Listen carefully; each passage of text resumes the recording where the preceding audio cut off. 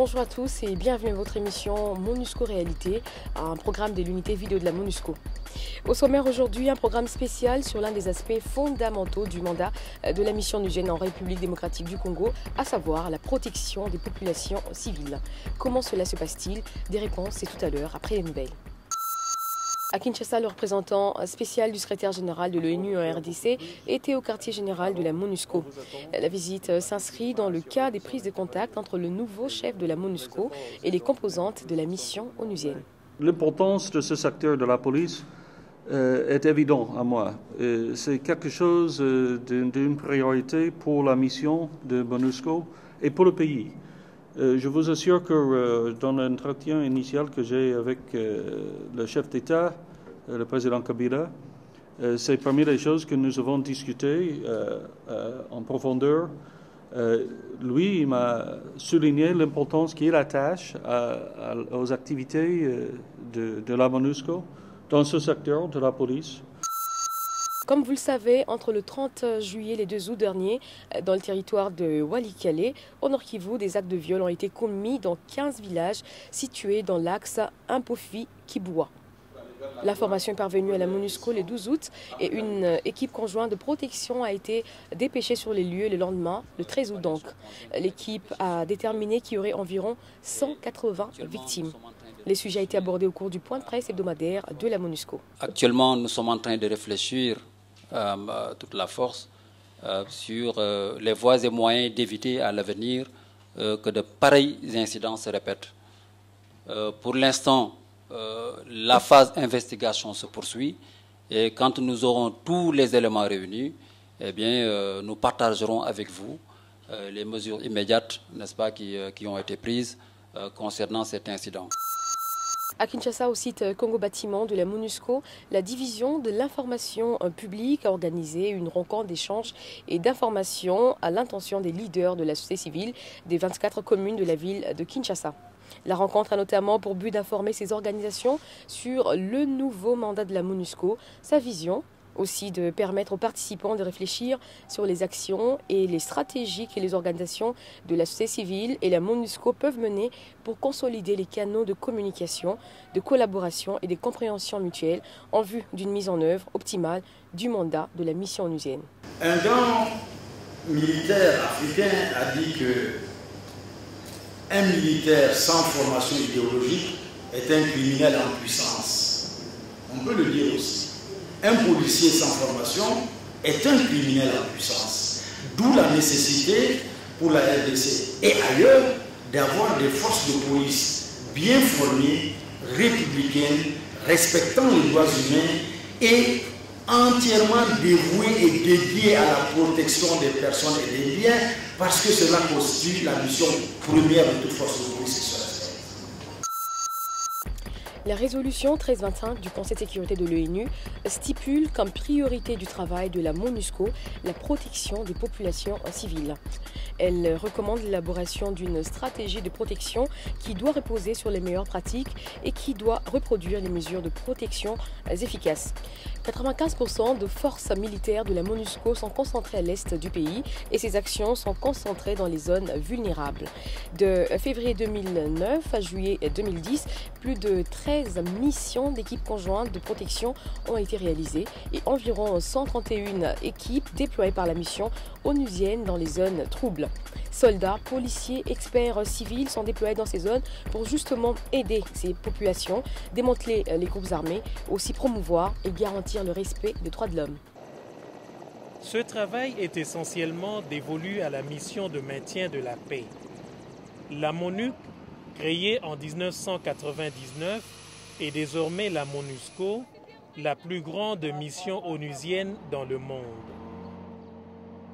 Des soldats, des policiers et des experts civils sont déployés sur le terrain pour aider à protéger les populations, démanteler les groupes armés et promouvoir et garantir le respect des droits de l'homme. La population du Shunga va se faire escorter encore avec la MONUC. Donc c'est un voyage qui ne se fait pas sans risque. C'est pourquoi la MONUC doit être là pour escorter la population à l'aller comme au retour.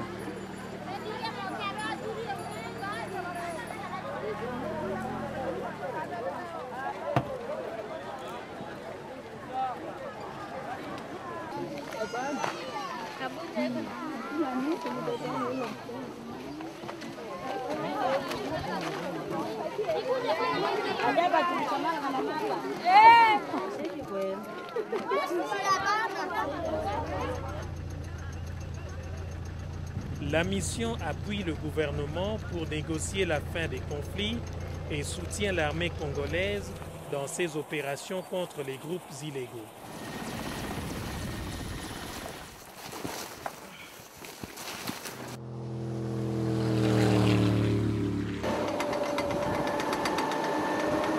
Nous sommes à Dourou, maintenant ça c'est Dourou comme vous le voyez.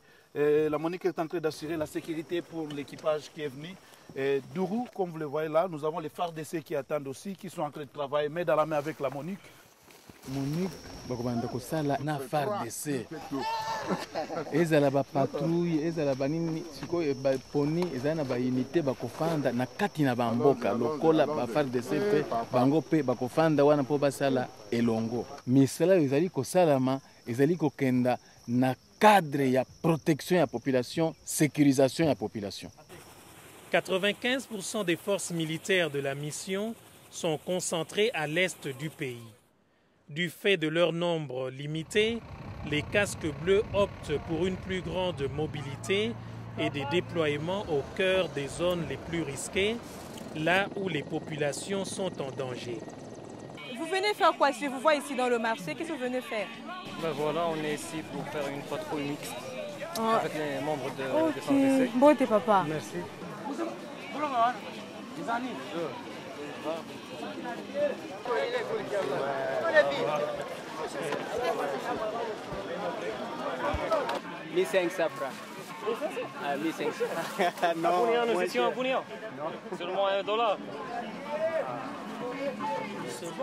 Les experts civils travaillent avec les autorités et les populations locales pour développer des techniques de protection et adapter les actions des casques bleus. Ils ont comme première mission la protection de la population.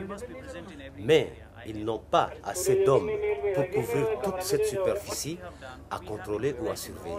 Alors, ils ont installé ce système de téléphone, ce système de communication, pour que même les gens qui sont dans les fins fonds des villages où la MONUC ne peut pas arriver facilement, puissent envoyer leurs informations, puissent envoyer des messages, puissent encore appeler la MONUC quand il y a des problèmes chez eux. Disons, il y a un pillage qui se passe quelque part, ils peuvent appeler directement.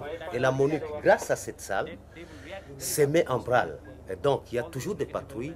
La salle ici communique aux patrouilleurs, et ces patrouilleurs peuvent faire une intervention rapide dans l'endroit où se trouve la personne qui a téléphoné. L'objectif est de mieux protéger les communautés en mettant en place des escortes pour les marchés, des patrouilles et des systèmes d'alerte.